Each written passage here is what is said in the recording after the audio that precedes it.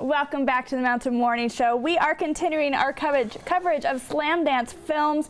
The next one we are taking a look at is called Hale County. This evening, I have the director, writer, producer, editor, cinematographer, and human behind the film, RaMell Ross. How are you? Great.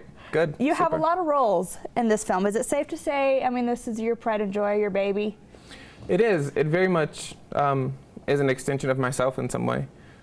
Sort of the process of my process of learning over the course of 5 years, learning how to work with imagery and how to look at myself and this community is in the film. It is the film. The film is about that. I want to take a look at the clip, but first of all, you want to give us some background?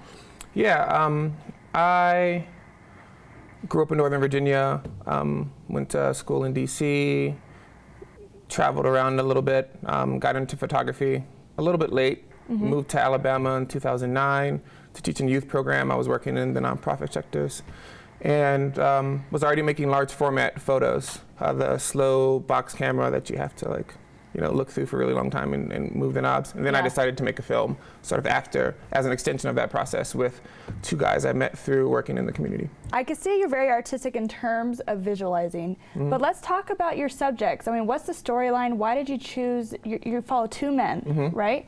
Let's talk about that. I like to call them protagonists because I think the process was more collaborative. It was less sort of subject, object, outsider, insider dichotomy, and also they have agency and they are just the leads of their life, and so I was participating in their lives.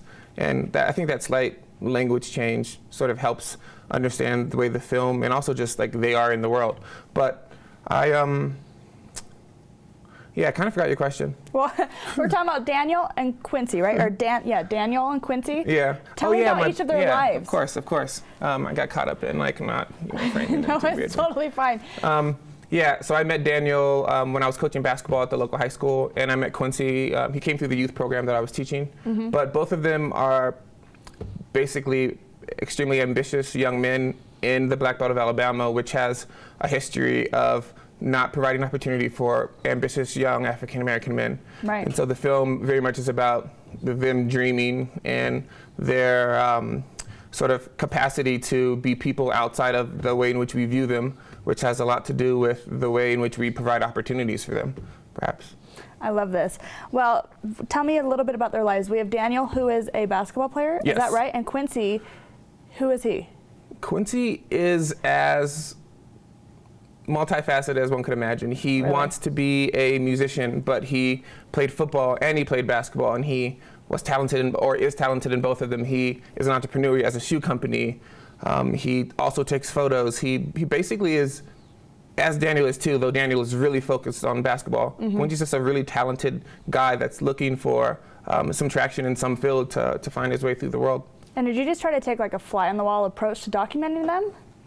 Fly on the wall, but also participatory. I wanted the film to be an extension of my way of looking, an extension of sort of my consciousness, but also a validation of their point of view and the validation of our community there in order to sort of centralize that. Quite often, films are made from the outside looking in, and I wondered, as many people do, what it looks like from the inside out. And then for this film specifically, could the film itself be a place? Could the film be the experience, a sort of translation, or what would be a better word than translation?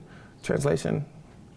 I don't know, maybe the embodiment of a place. I like how you said from the inside out rather from the outside in, because I think that's what you were trying to achieve with your filming, was to feel like you were there, you're looking through your eyes, is the camera, right? The camera is your eyes. Yeah, exactly. I love this. And let's talk about the juxtaposition. Hard word, sorry, I try using big words and sometimes it doesn't work out at 7:45 in the morning. I'm not gonna say it. About your visual I'm just gonna stop. I want to talk about your gorgeous shots that you put next to following these guys' lives. Why did you do that? Well, I feel like that's sort of the site of meaning a lot of times in film. There's a million ways to make meaning in film. Film's a complicated language that rarely anyone ever masters. But I felt here, especially with my photographic background, that I could make images that had a ton of information in each frame, and then I could bring up my relationship to understanding the place of the African American community's sort of consciousness or representation in my view and in the larger world's view through the relationship between images.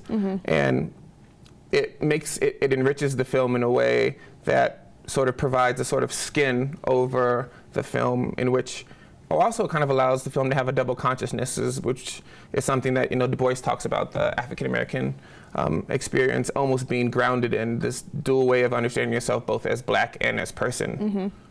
I love that. Well, I read through a film review, and it talked a lot about your nature shots, and I was really excited to see just even the clip, because that really resonated with that reviewer. So what kind of feedback have you gotten from your audience? People are really connecting with the film, it seems. I am in awe of watching it on a big screen and with an audience, and so that has a lot to do with the film's reception. It was imagined as a huge sort of immersive experience. But yeah, I feel really good about the way that people are articulating their relationship to it and are being challenged by it. A lot of people have made comments and broached conversations that are great consequences of a film like this, I think. That's what you want as a filmmaker. Yeah. Lastly, what do you want the audience to take away from this film?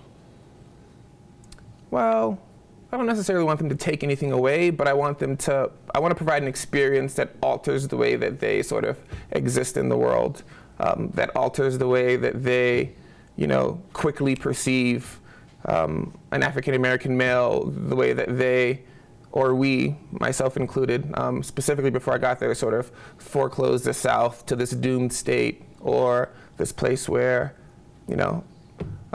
is a consequence of itself, as opposed to a consequence of our ancestors or our previous actions.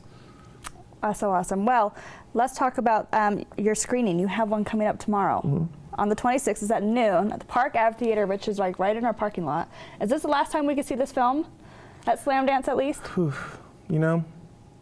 think it's at Sundance. Is it? Yeah, it's at Sundance. Okay. Yeah, but I like Slamdance too.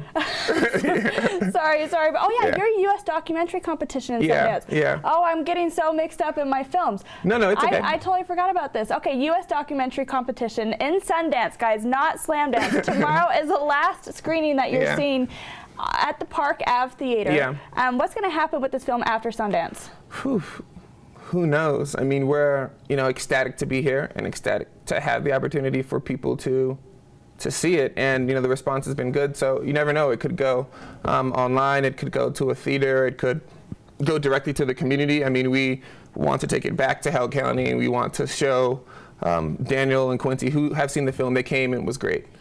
We want to show the community's elevation into cinematic form, into the conversation. Yeah. And so. We just know that we're going to find a way for a lot of people to watch the film. I hope so. I'm really excited to see it. If I don't get the chance to go tomorrow at the Park Ave Theater, I'm going to find a way. Please. All right, RaMell Ross, thank you so much. Director, writer, producer, editor, cinematographer. Thank you so much for joining us. Human behind the film. Thank you so much for joining us. I really appreciate it. Yeah. The U.S. Documentary Competition and Sundance Film Festival. Sorry about that. It's okay. All right, guys, we do have a lot more coming up on the Mountain Morning Show as we are closing up the first hour. That's all coming up right after this break.